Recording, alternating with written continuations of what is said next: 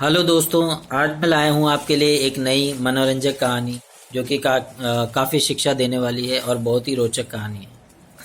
तो कहानी का शीर्षक है नारद मुनि जब प्रभु श्री राम के द्वार पहुँचे। तो बहुत ही सुंदर कथा है। एक बार की बात है, वीणा बजाते हुए मुनि नारद श्री राम के द्वार पहुँचे। नारायण नारायण करते हुए नारद जी ने देखा कि द्वार पर तो हनुमान जी पहरा दे रहे हैं।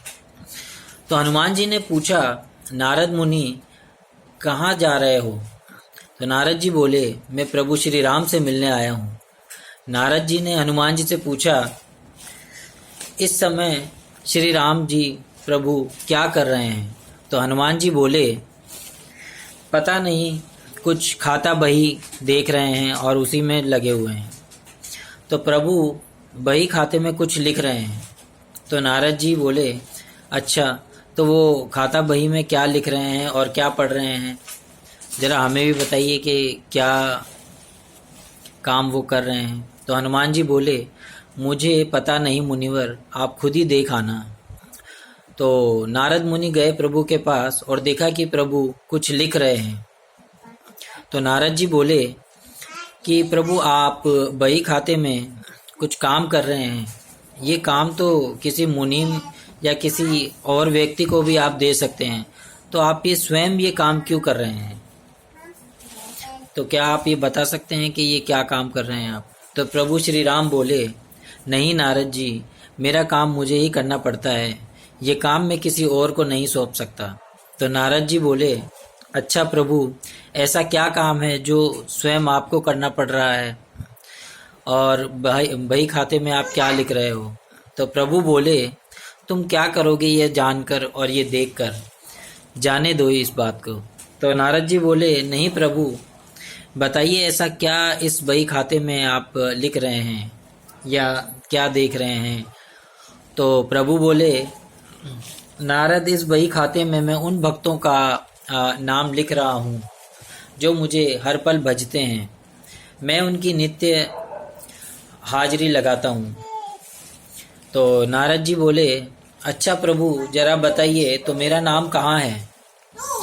इस लिस्ट में, इस सूची में मेरा नाम कहाँ पर आता है? क्या आप मुझे ये बताएंगे? तो नारद जी ने बही खाते को खोलकर देखा तो उनका नाम सबसे ऊपर था। नारद जी को गर्व हो गया कि देखो, मुझे मेरे प्रभु श्री राम ने सबसे ज़्यादा मानते हुए सबसे ऊपर मेरा नाम लिखा है। तो इस पर नारद जी ने देखा कि हनुमान जी का नाम उस बही खाते में कहीं नहीं है। तो नारद जी को ये जानकर बड़ा आश्चर्य हुआ।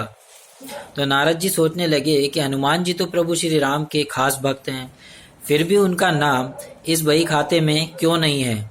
क्या प्रभु उनको भूल गए हैं? तो नारद मुनि आए और हनुमान जी के पास बोले, हनुमान, प्रभु बही खाते में उन भक्तों के नाम हैं जो उन्हें नित्य प्रभु को भजते हैं, पर आपका नाम उसमें कहीं नहीं है।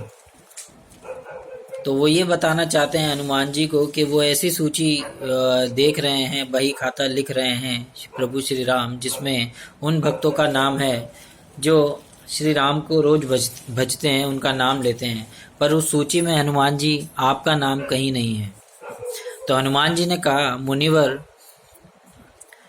ऐसा होगा, आपने शायद ठीक से या तो देखा नहीं होगा। तो नारद जी बोले, नहीं, मैंने बिल्कुल ध्यान से देखा, पर आपका नाम कहीं नहीं था। हनुमान जी ने कहा, अच्छा कोई बात नहीं, शायद प्रभु ने मुझे इस लायक नहीं समझा होगा जो मेरा नाम उस बही खाते में नहीं लिखा जाए।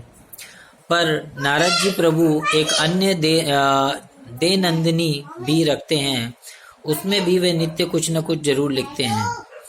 तो हो सके तो उस बही को भी एक बार आप जरूर देख लीजिएगा। तो नारद जी बोले, अच्छा। हनुमान जी ने कहा, हाँ, एक बार जरूर आप जाके दे नंदिनी को देखिएगा, वो एक अलग ही बही खाता है, जरा उस पे भी नज़र डालिएगा। तो नारद मुनि जी फिर गए प्रभु श्री राम के पास और बोले, प्रभु, सुना है कि आप अपनी अलग से दैनंदिनी भी रखते हैं, उसमें आप क्या लिखते हैं? तो प्रभु श्री राम बोले, हाँ वो तुम्हारे काम की नहीं है। नारद जी प्रभु बताइए, मैं देखना चाहता हूँ। नारद जी बोले कि प्रभु बताइए, मैं देखना चाहता हूँ कि आप उसमें क्या लिखते हैं। तो प्रभु मुस्कुराए और बोले, मुनिवर मैं इनमें उन भक्तों के नाम लिखता हूँ जिनको मैं नित्य भजता हूँ। तो नारद जी ने डायरी खोलकर देखा तो उसमें सबसे ऊपर हनुमान जी का नाम लिखा था। तो हनुमान जी का नाम लिखा था उस डायरी में। यह देखकर नारद जी का अभिमान टूट गया। कहने का तात्पर्य यह है कि जो भगवान को सिर्फ जीवा से भजते हैं और उनको प्रभु अपना भक्त मानते हैं, और जो हृदय से भजते हैं उन भक्तों के वे स्वयं भक्त हो जाते हैं।